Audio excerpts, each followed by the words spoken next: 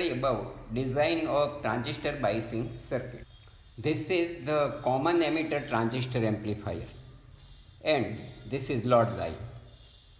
Now for better stabilization, the operating point should be at the middle of the load line when signal is absent. So to adjust the Q point almost nearer to the middle of the load line, the biasing circuit may be designed by this way. Step 1. Total voltage VCC is divided into three parts across RC, across C2E, that is VCE, and across RE. We have to keep VCE equal to VCC upon 2 and voltage across RE equal to VCC by 2 into 1 by 4 and voltage across RC equal to VCC upon 2 into 3 by 4. If VCC equal to 12 volt, then VCE equal to 12 by 2, that is 6 volt. Voltage across RE equal to 12 by 2 into 1 by 4, that is 1.5 volt. And voltage across RC, that is 12 by 2 into 3 by 4, that is 4.5 volt. Step 2. Keep IC 1 milliampere. For single stage amplifier, it is sufficient. The output resistance of a transistor is very high at 1 milliampere.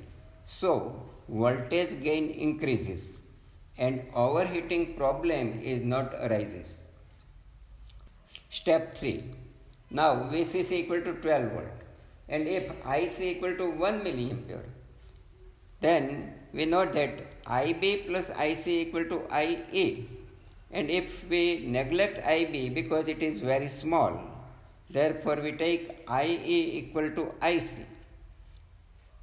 Now voltage across RE is 1.5 volt and therefore resistance RE equal to 1.5 upon 1 milliampere, that is 1.5 kilo ohm, and voltage across RC is 4.5 volt. Therefore resistance RC equal to 4.5 upon 1 milliampere, that is 4.5 kilo ohm. These are the values of resistance RE and RC. Step 4.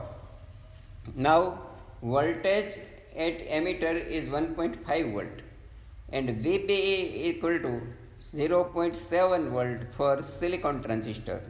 Then voltage at base is VB equal to 1.5 plus 0.7, that is 2.2 volt. Now take R2 is very less than 1 plus beta into RE. As beta is very greater than 1, therefore we take R2 very less than beta RE. If beta equal to 100 for given transistor, then kept R2 very less than 100 RE, that is 100 into 1.5K, because RE equal to 1.5 here.